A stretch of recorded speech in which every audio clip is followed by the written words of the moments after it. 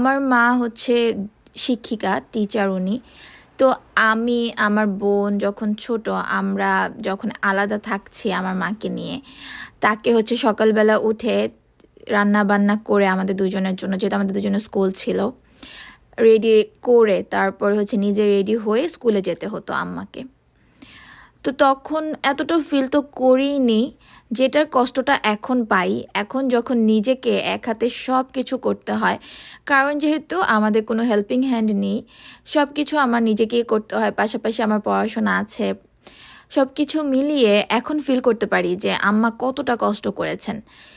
আর আমার মনে হয় কি, প্রত্যেকটা বিবাহিত মেয়ে জীবনে কোনো একটা সময় ফিল করে যে আমার মার জন্য আমি কিছুই করতে পারলাম না। আর আমাদের মেয়েদের যে বিয়ের আগেই যে শুধু মা আমাদেরকে সাপোর্ট করে, আমাদের জন্য কষ্ট করে, তেমনটা কিন্তু না। একটা মেয়ে যখন বেবি হয় বা একটা মেয়ে যখন মা হয়, তখন ওই জার্নিটাতেও দেখবেন মাই পাশে থাকে। আর কাউকে খুঁজে পাবেন জানি না, কিন্তু মাকে ঠিকই খুঁজে পাবেন। আমি শুধু একটাই স্বপ্ন দেখি এখন, যে আমি অনেক ধরনের আইটেম রান্না করেছি আর আমার সামনে বসে আমার মা খাচ্ছেন।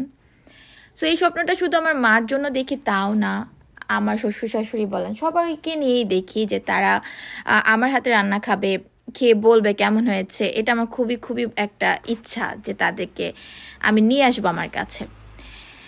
যাই হোক, আমার পরীক্ষা চলছে এবং ফ্রাইডেতে আমার 3টা পরীক্ষা আছে।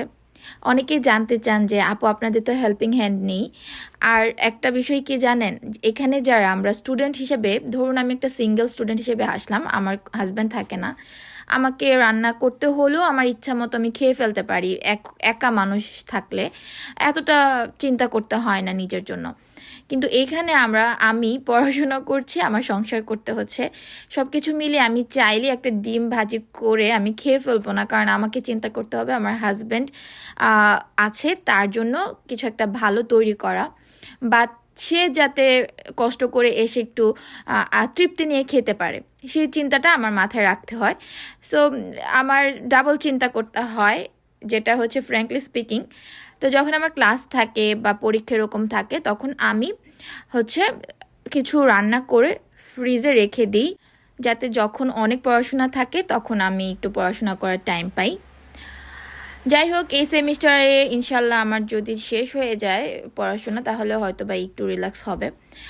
বাট যখন আমি ফার্স্টে এসে এখানে কাজ করেছিলাম, সাথে পড়াশোনা, কাজ, সংসার, আর তার উপর হচ্ছে আমি একদমই নতুন, আমি রান্নাঘরে আমার বাসায় যাইনি, একদম ফার্স্ট টাইম এসে এখানে সব কিছু করা, তখন ইট ওয়াজ টু টাফ। আমি এখন ফিল করি যারা হচ্ছে জব করেন, সংসার সামলাচ্ছেন, আর এখানে তো পাশাপাশি পড়াশোনাও করতে হয়, তো তাদের জন্য খুবই টাফ হয়ে যায়।